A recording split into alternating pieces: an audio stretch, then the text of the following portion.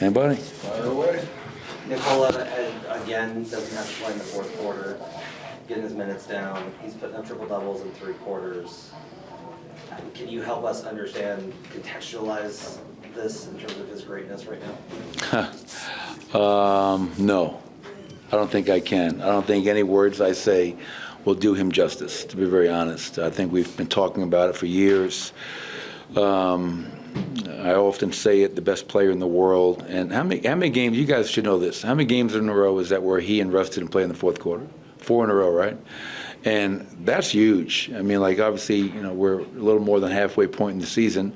And for him to have to play down the stretch to rest his body, for Russ to have a chance to rest his body, that's invaluable as we move forward. We know what the Western Conference is, how deep it is, how talented it is, and things are just getting started. I love the fact that we're playing at a high level. It was nice to win a game at home. We've done a great job on the road. We got to do a better job protecting our house, and we did that tonight against a team that's struggling. But we know that when they're healthy, they're a pretty talented team in Philadelphia. But Nikola is just incredible. He impacts the game across the board. But the great thing about it, he's getting contributions from a lot of people. We talk about Nikola a lot, but Aaron Gordon and Julian off the bench were outstanding tonight. Michael Porter was super efficient. We had 39 fast break points. Christian Brown just running and finishing. So it's a good team win. We did a lot of really good things tonight, and it's great that we didn't have to play those guys. Julian scored well tonight, but in general with this game, I'm curious to what extent you've seen growth from the start of the year till now for him. Yeah, I think every night's an opportunity for him to grow and improve and build confidence.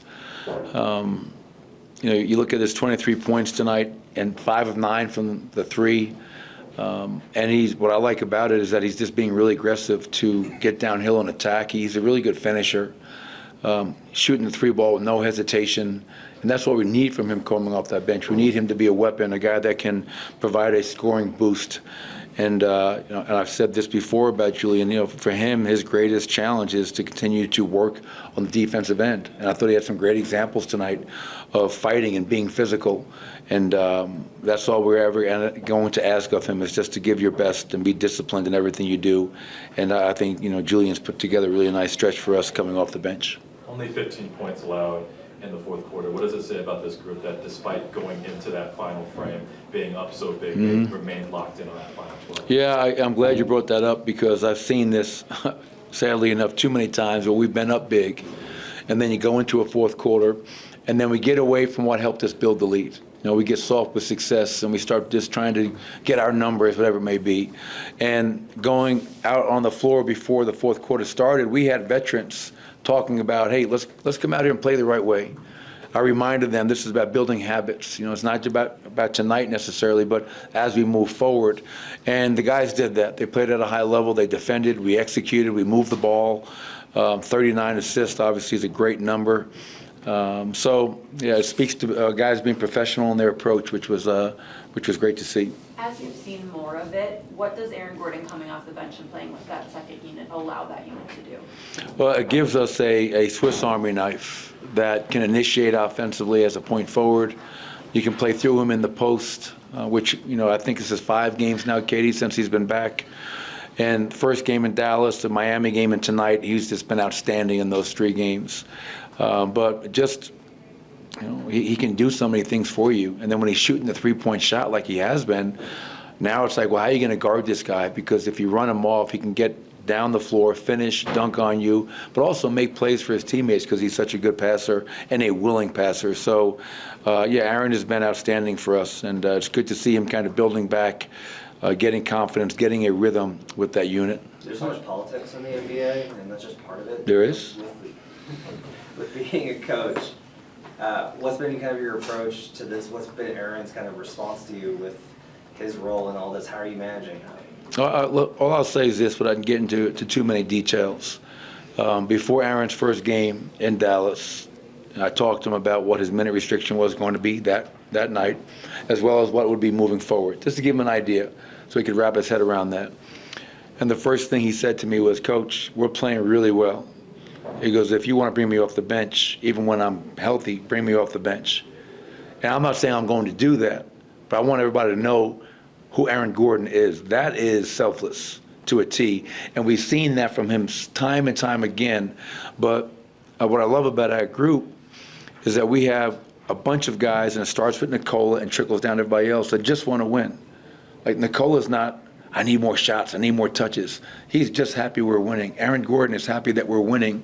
And if it's best for us to bring him off the bench, then we'll do that. If it's best for us to start Aaron Gordon, then we'll do that.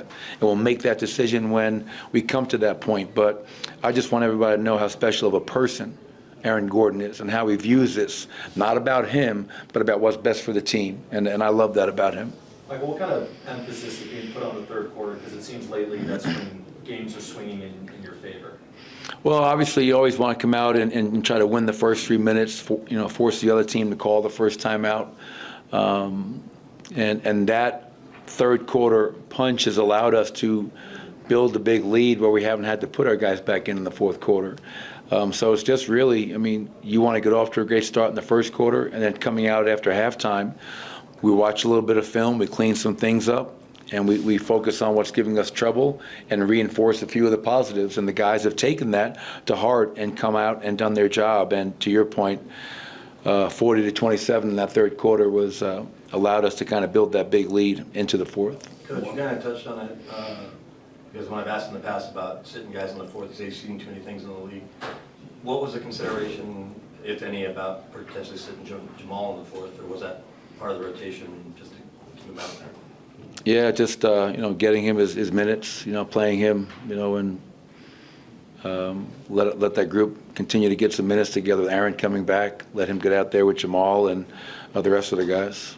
With as well as Aaron has played with that second unit, and I know he prides himself on kind of being a point forward and sees himself as a little bit of a point guard in a certain sense, regardless of whether he is starting games or coming off the bench at a certain point when he's There is a question in here, right? healthy. Does the stretch kind of make you reconsider kind of him playing with that unit a little bit more, regardless of what his role is at the beginning of a game? Well, I mean, you guys just go to the playoffs, right? That's what we do in the playoffs. For the last 6-7 years, Aaron's our backup five, and we get him out, and he's back on the floor with that unit. So it's something that we've done for a lot of playoff games, and that we're really comfortable with, and we won a championship doing that. This year, each team is a little bit different. But yeah, you get them out there and you see what that group is capable of, because now you have a bunch of playmakers and a bunch of guys that can facilitate. And that's what you love about Aaron, just the versatility on both ends of the floor. So he's not close to being back to being cleared for full minutes, so we still have time to figure out what is best for our team moving forward. But whether Aaron's out there with starters or the bench unit, I think good things are going to happen because he's just so damn talented. Thank you, Coach. Thanks, everybody. We're going to go Christian and Julian here, if that's all right.